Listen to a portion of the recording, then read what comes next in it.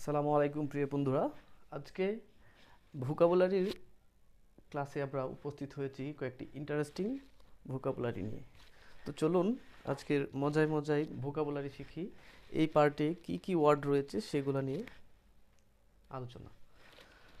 তো প্রথমেই দেখেন এখানে আছে ওয়ান। যে ওয়ান শব্দটির অর্থ আমরা সবাই জানি। ওয়ান শব্দের অর্থ কি? এক। এই এক একটি ইংলিশ ওয়ার্ড রয়েছে আমাদের, EKE। স্পেলিং হচ্ছে EKE এবং এটার প্রনাউন্সিয়েশনই সেম একের মতো। এই এক কথাটির অর্থ, বাংলা অর্থ হচ্ছে অধিকন্তু। অ্যান্ড দেন আমাদের রয়েছে থ্রি। থ্রি শব্দের অর্থ আমরা সবাই জানি। থ্রি অর্থ কি? তিন।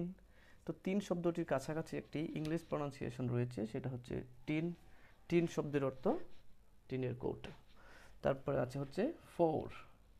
ফোর কথার অর্থ কি? চার। সকলেরই জানা ফোর শব্দের অর্থ চার। এই চার একটি আমাদের ইংলিশ ওয়ার্ড রয়েছে। এই চার কথাটির অর্থ হচ্ছে গৃহস্থালির কাজ। এবং তারপরে আছে হচ্ছে ফাইভ। ফাইভ কথার অর্থ কি? পাঁচ। এই পাঁচ বা প্যাচ নামের একটি ইংলিশ ওয়ার্ড রয়েছে আমাদের। এই ইংলিশ ওয়ার্ডটির অর্থ হচ্ছে তালি।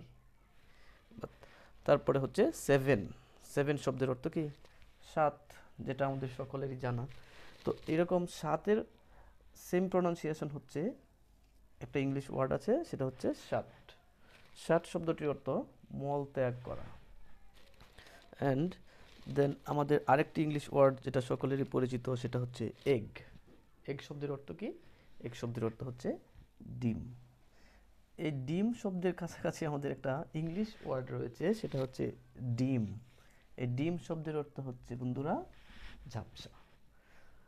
তো এই ছিল আজকের ভোকাবুলারি